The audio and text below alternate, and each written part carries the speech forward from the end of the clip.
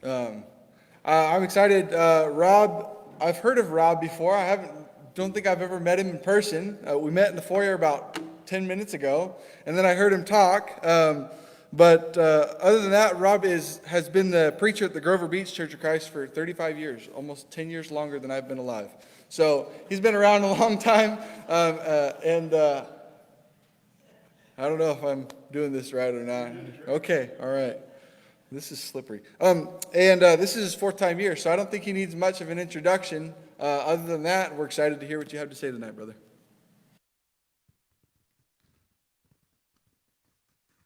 Thank you, brother. I was just thinking how old I was when you were talking about that.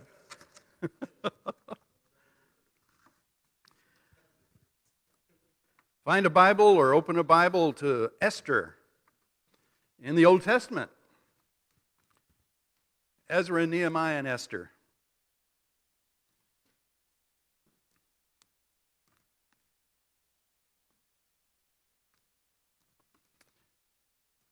Well, I've been assigned, or I volunteered, to take this particular topic.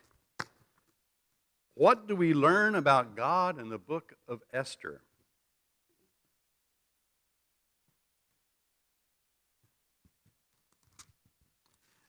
Well, if you look for the word God in the book of Esther, you'll be looking a long time because it's not there. Only one book, other book, doesn't have the name of God, and that's the Song of Solomon.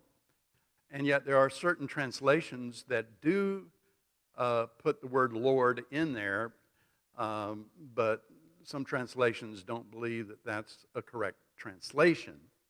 So, in essence, it all depends on the translation that you read, whether or not you make that statement that Esther is the only book that doesn't have the name of God in it. But not only is God's not mentioned, God's name is not mentioned, nor is prayer, a prophet, no mention of a priesthood, altar, sacrifices, no mention of a Sabbath or any holy day of the Jews. And some scholars say this is one of the most secular books in the Bible and it doesn't even belong in the Bible. Well, obviously it is in the Bible, and it is what we call canonicity. It belongs in the Bible.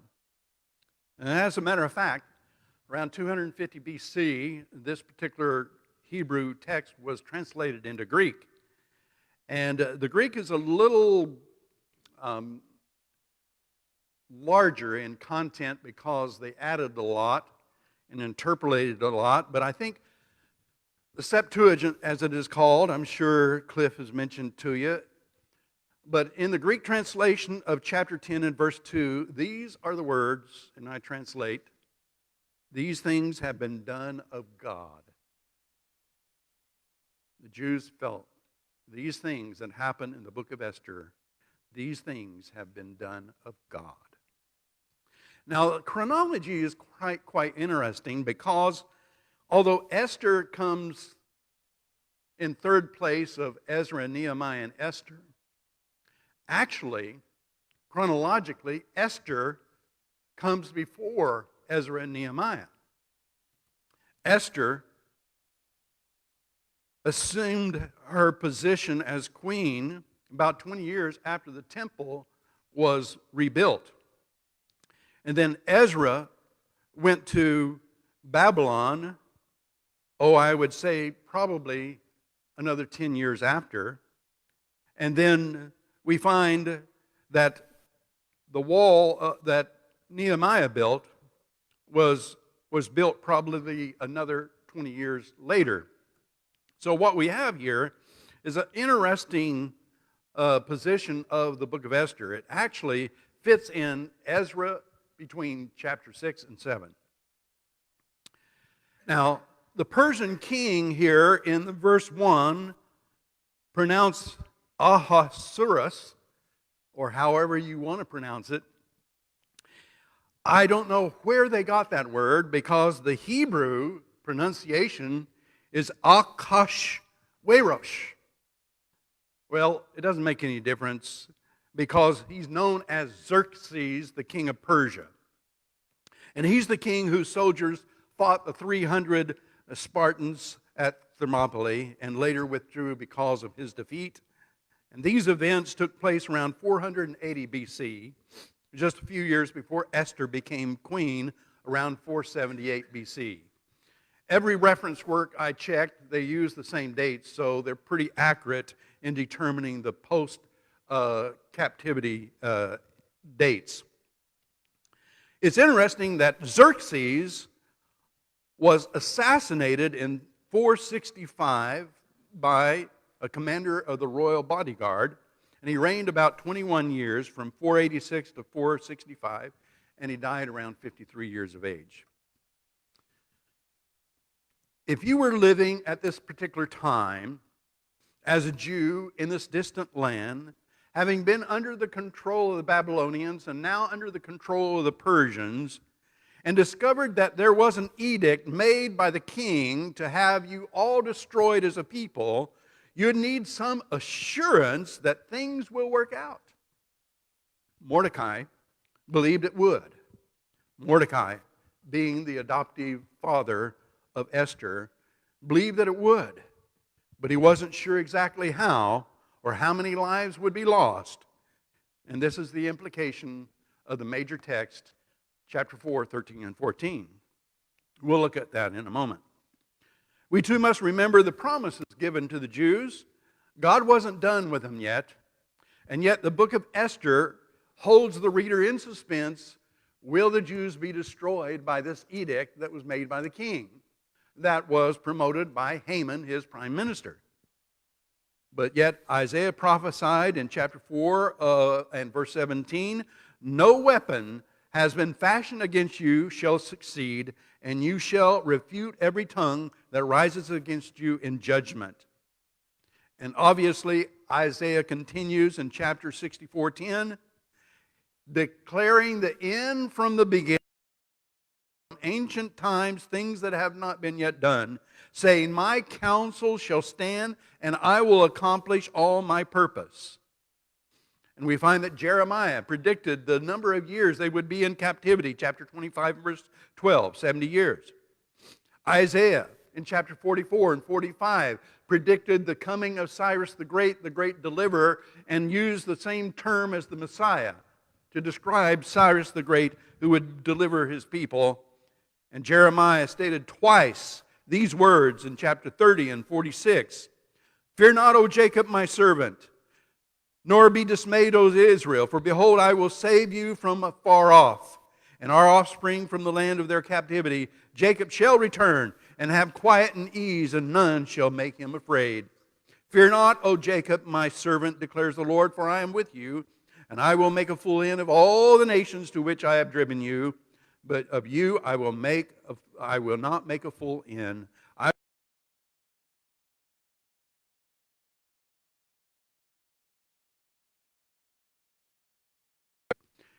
The book of Esther, how that God fulfilled his promises to the Jews.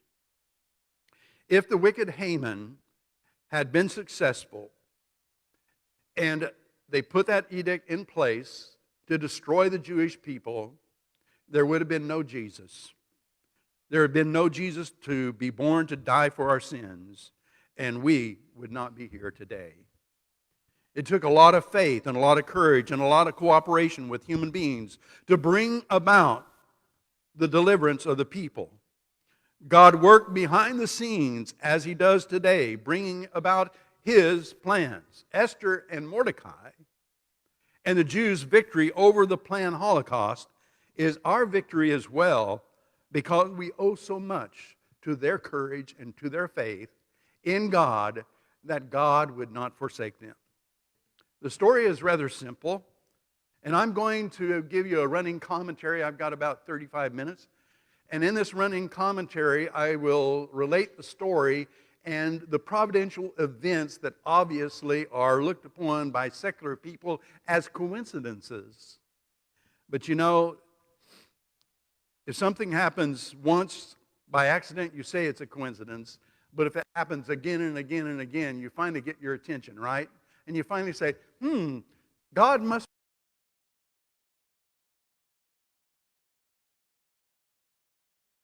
elected to replace the queen of Xerxes when she fell in disfavor with the king for disobeying him. He had a great banquet with his rulers, and he wanted to bring the queen in and display her beauty. When the eunuchs went to get her, to bring her, she refused to go. Now, I know there's a lot of things said about Vesti that are just assumptions. Number one, some people say, well, he wanted to parade her naked. Well, it doesn't say that. It doesn't say that at all. Number two, that she was too modest to go. It doesn't say that at all. All we find out is that she just did not go. She disobeyed the king. And because of that, his counselors recommended that she be deposed and he find a new queen. And to make the long story short, the eunuch gathered all the beautiful young maidens of the kingdom together, and then obviously, the beauty pageant went on, and finally, the king decided that Esther is the one that's going to be the queen. Now, Esther did not tell him that she was Jewish. And Mordecai told her, don't tell anybody that you're Jewish. So there was a little scheming there to get her elected or selected as queen. But I don't think that their motives were that pure in the sense that this would place Esther in a position of compromise, and she was fed with the non-kosher food, and unlike Daniel, who refused to eat, Esther did. But yet, we should not glorify these people as perfect because they weren't. Mordecai wasn't, Esther wasn't, the king wasn't, and Haman, of course, wasn't at all. But it's quite interesting to me. You see, back in those days, the kings had a law that you marry within a certain family. And they had the 7 princes, the 7 heads of Persia, and that the king would select an offspring, a woman from these 7 princes. This was not followed. And the king didn't even vet this woman enough to determine her nationality and her background. Was that just a coincidence? Had he found out that she was Jewish, he would not have made her queen. He would not do that. But he did not vet her because her beauty blinded him, and he was determined to have her as queen. Now, I see God working in that because Esther will be instrumental in delivering her people from this horrible edict. Now, Mordecai had already been a significant person in the citadel of the king, and this is often overlooked by people because before Esther was taken, crowned as queen, she was put in the harem. And we discover in chapter 2 and verse 11 that every day Mordecai would go into the court of the harem and watch over Esther and to keep informed what was going on. Now, could some average Joe walk in and say, I'm going to take a peek at the harem? But Mordecai was given that privilege. And so, time and again, we see him sitting at the royal gate, which suggests a position of authority. And so, how did he reach that place of authority where he could encourage Esther to try to impress the king to be appointed as queen? Did he know that God was working through him? Of course not. But God was working through him. Now, shortly after this, he was sitting at the royal gate in chapter 2, and he overheard 2 of the king's bodyguards planning assassination of the king. And Mordecai reported it to Esther, and she reported it to the king, giving credit to Mordecai, and after an investigation, the two were executed. And this later on would be a lifesaver for Mordecai.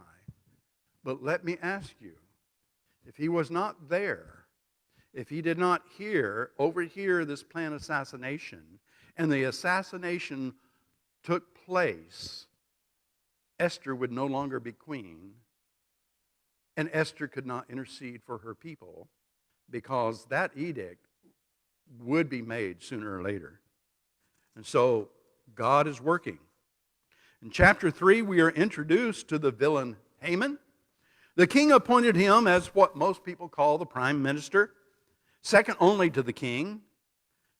And we are also introduced to the escalation of the animosity between Haman and the Jews, and Mordecai in particular. Now, all the subjects were ordered by the king to pay honor and bow down to Haman.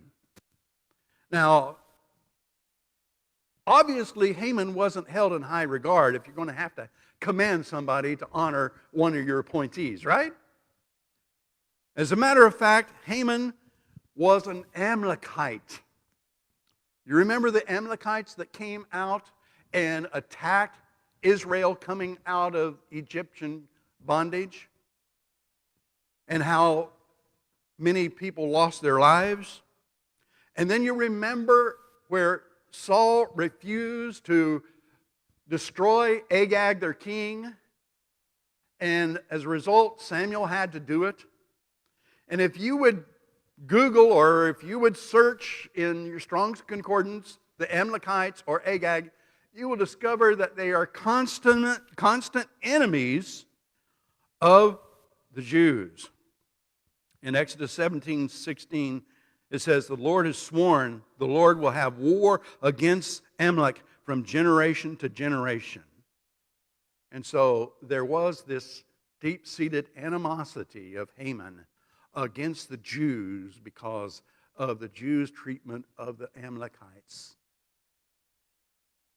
It wasn't Mordecai's fault because he refused to bow down to Haman when he was around that exacerbated this antagonism and resulted in this edict to destroy the whole people. He used that as an excuse to justify getting that edict passed through the king in order to destroy the Jews as an Amalekite. You see, in chapter 3, he was a fatalist.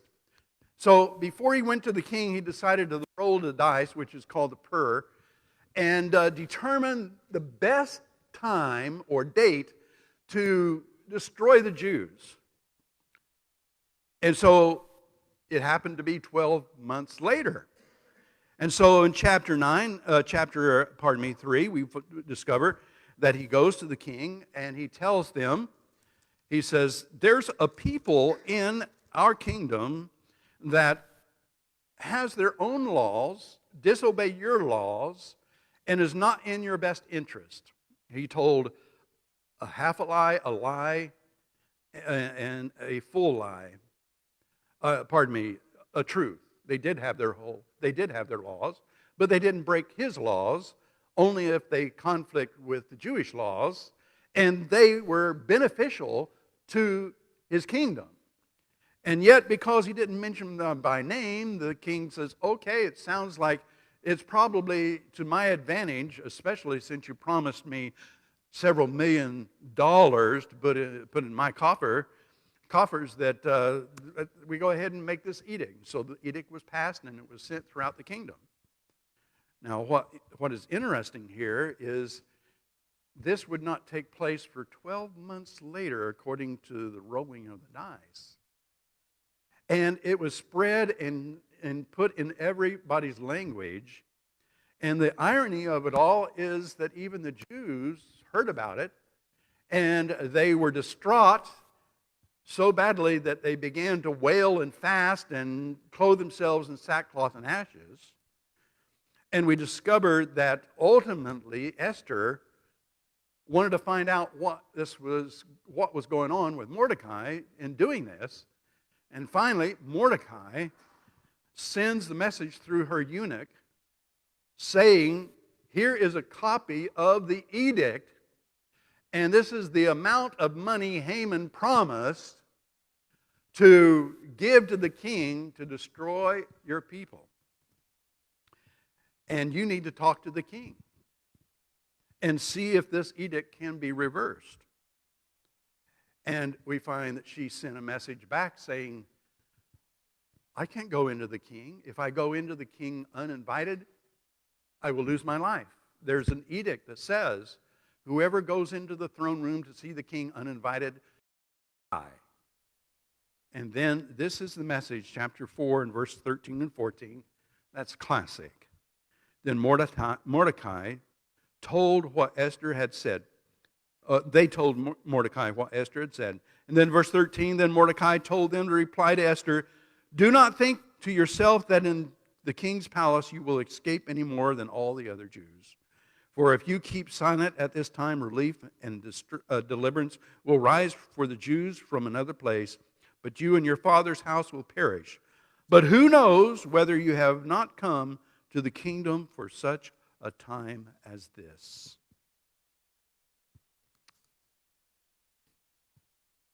Several things. We see the faith of Mordecai in the promises of God to the Jewish people.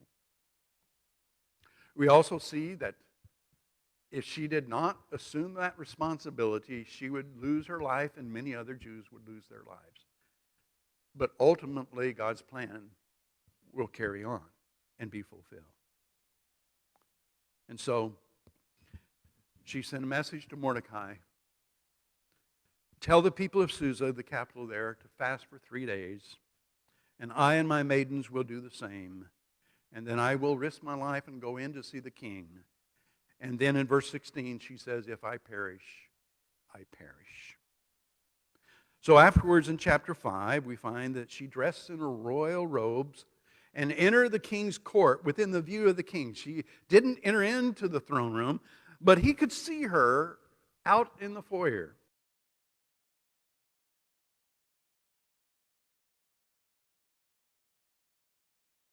What is it, Queen Esther?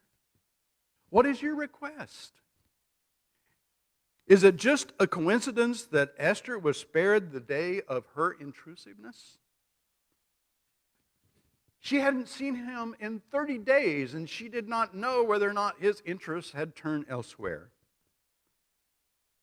And the law was clear. And we saw what happened to Vesti for disobeying the king. And she was privy to that. But she was wise enough not to venture into the throne room uninvited. And God put into the heart of the king an interest in her concerns. He could have been too busy. I don't have time for this, Esther. Go back. I'll talk to you later. But no. He asked her, what do you want? And she says, I prepared a banquet. Would you come to the banquet and bring Haman along? Oh, wonderful. We'll do that. And so they went to the banquet that day. And the king says, Esther, tell me what your request is. I'll give you half of my kingdom. Anything that you want. What do you want? She said, if it's okay with you, I'm going to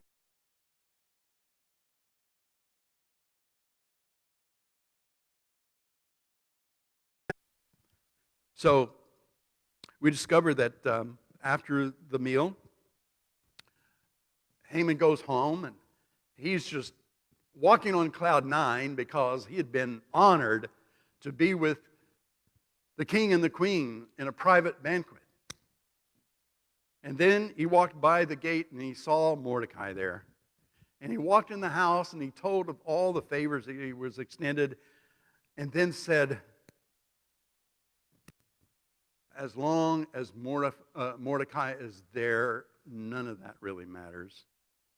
And she and the guests said to him, why don't you just kill him? Build a gallows and put him to death. And so he ordered the gallows built. And that night, that same night, in chapter 6, the king was unable to sleep.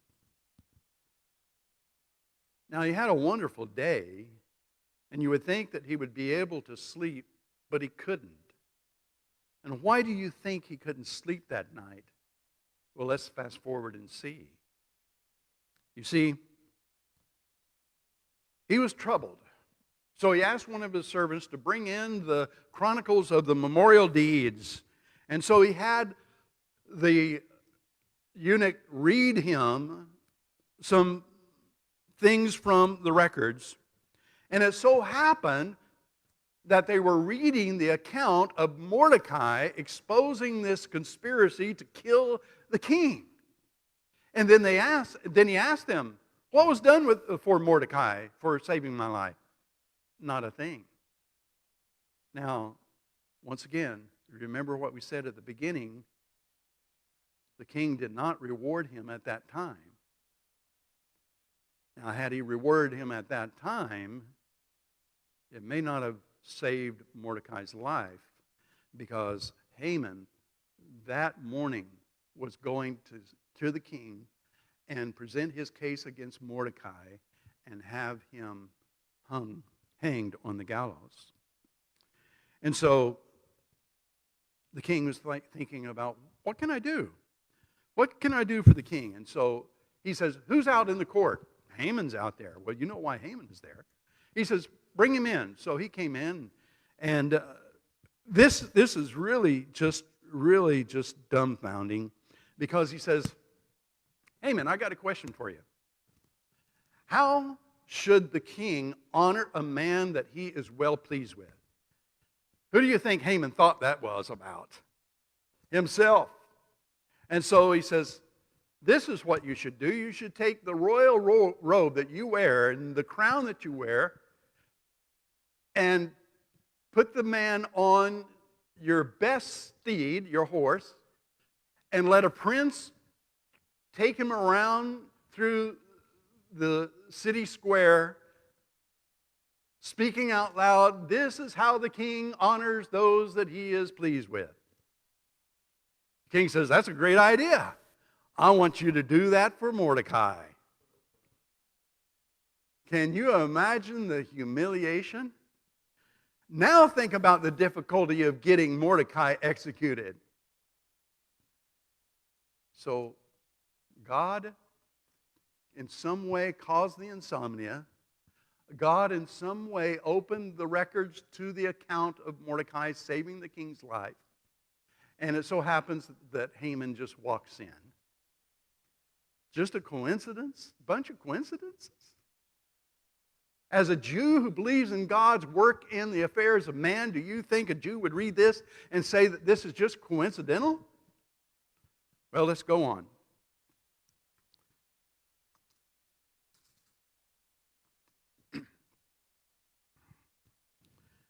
Afterwards, we find that he went back home, Haman, covered his head in grief, and told his wife what had happened. This is in chapter 6. And the wife and the counselors warned him that it was beginning to be his downfall, and he would surely fall before Mordecai. And she seemed to be making a prophecy.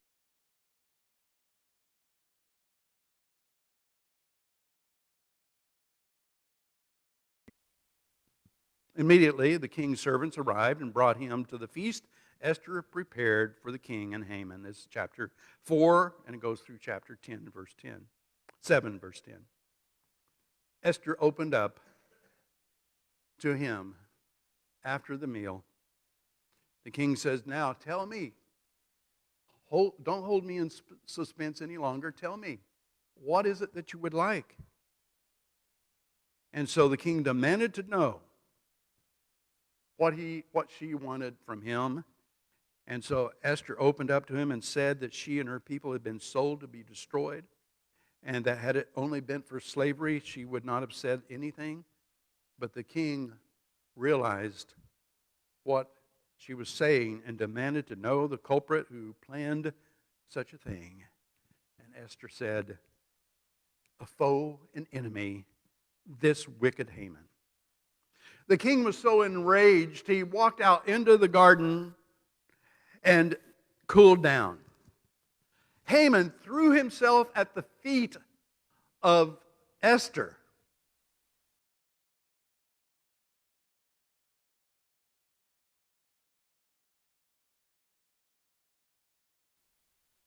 And said,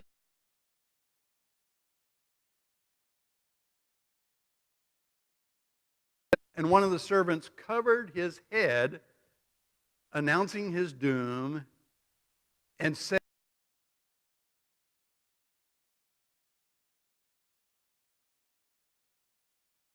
in front of his house was there for Mordecai. And he says, go and hang Haman on Mordecai's gallows. And the deed was done. So the very gallows that was built for Mordecai became the instrument of Haman's death. Truly, as a man soweth, that shall he also reap. So, now you think about this for a moment.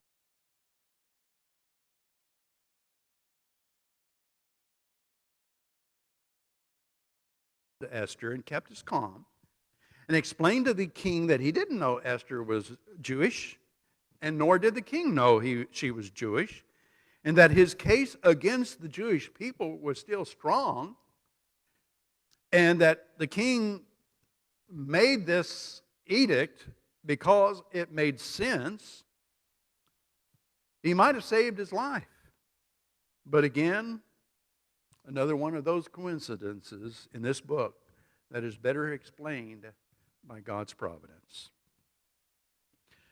And so the king gave all Haman's estate to Esther, and Esther put all the estate under Mordecai's control, and the king gave Mordecai the official position of Haman as prime minister in chapter 8 of 1 following. And then there was still this problem of the edict.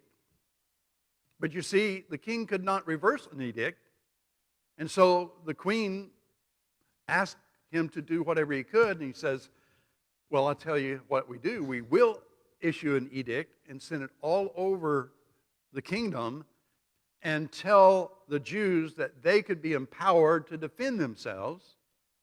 And so they had 12 months to prepare. Remember at the beginning we mentioned that the lot came down for the day of destruction 12 months from the time the lot was cast. And so the edict would not take place for 12 months.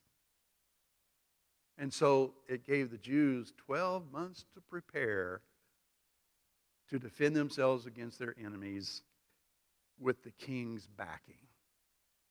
And they were victorious. Now the people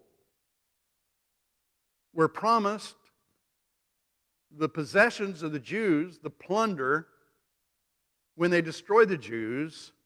But twice in the book of Esther, after the battle, it said that the Jews took none of the possessions of the enemies that they destroyed, that they refused to take anything from them.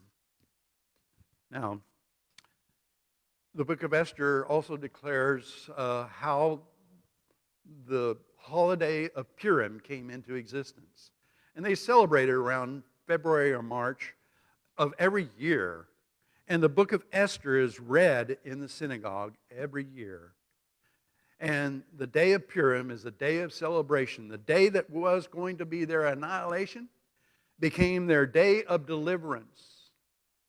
And they celebrate it every year since then, proving the historicity of the book. An observation here that I think is quite significant is Proverbs 16:33. The lot is cast in the lap, but every decision is from the Lord.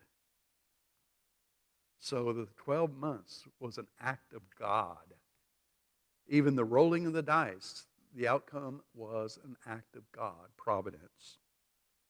Now, you wonder, well, why didn't God just work a miracle like he did when he destroyed the Assyrians in defending the city of Jerusalem, when he sent a plague among the soldiers of Assyria and miraculously destroyed them? Why didn't he do that? Let me share something with you. If you took into consideration the number of years during which the Old Testament was written, say 1500 to 400, approximately 1100 years, and tabulated all the miracles that took place during this roughly 1,000 years, 95% of all the Jews that lived never saw a miracle and lived just as we do today. See, you don't think about it. You think, oh, Old Testament time of miracles. You think miracles were happening all the time. But if you would just read the Old Testament, you'll discover that miracles were not experienced by the average Jew. And they lived just like us, reading the story of the miracles that happened to others in a different period of time. Now, by miracle, I'm referring to the supernatural event that has no natural explanation, such as raising the dead. And as a matter of fact, these Jews may have wondered why miracles were not more common than they were, since miracles were scattered throughout that 1,000-year period and not concentrated in a single century as the New Testament miracles were. But the story of Joseph, the story of Ruth, the story of David, the story of Esther share a common theme of God's providence. I have a few minutes. I'm going to tell you what providence is by an example. You remember Philip and the Ethiopian in Acts chapter 8, don't you? Philip was in Samaria, north of Jerusalem, and the Ethiopian had been in Jerusalem and was going on the road southwest to Gaza, going back to Ethiopia. An angel appeared to Philip and was told, go south to the road from Jerusalem to Gaza. And so they intercepted each other. They intersected each other on the road at a particular point. And so Philip was there at that right spot to meet the Ethiopian. What was required? Perfect timing, perfect speed for both of them, direction, everything synchronized so that Philip's travel and distance with the Ethiopian travel in distance had to meet perfectly for them to intersect. How did that happen? Not one supernatural event. God controlling the whole thing through providence. And we see that throughout the book of Esther. Now, what do we take from the story? God will overcome the greatest obstacles that Satan will throw and still fulfill his plan. God uses imperfect people to accomplish his will providentially. Esther wasn't perfect. Mordecai wasn't perfect. But God used them nevertheless. And another beautiful characteristic that we do see is that when individuals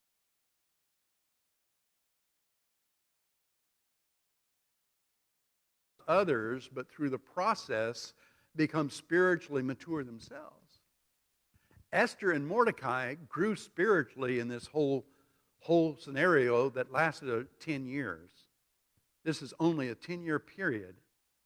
And Mordecai and Esther became far more devoted when they gave of themselves to their people rather than thinking about their own personal interests. Can we apply that lesson today? The less we think about ourselves, the more the Lord will mature us and help us develop spiritually, just like those two. God can use us for the accomplishment of his high and holy purposes. I used to hear that in prayers when I was a kid. almost every Sunday. Use us to accomplish your high and holy purposes. If God can use Esther, if God could use Joseph, if God can use Mordecai, if God can use Philip, He can use you, and me. Do we not read in Ephesians chapter 3 the prayer of Paul, now unto Him that is able to do exceedingly above all that we ask or think, to Him be the glory through Christ in the church forever and ever. We've got to believe it because it's true. Now, we often minimize our place in God's plan. We often feel that only those who have a higher visibility in the church matter. But Paul said in Philippians 2 and verse 13, it is God who works in you both to will and to work for His good purpose. So the message of Esther is, you are important in His kingdom. I'm important. We have different roles to play, but we all are part of this work. We're all citizens of the King, and we all have a place in the army of God. I want to thank you very much for listening to this story. We hope that it has benefited you as it has benefited me in preparing it for you. Thank you very much.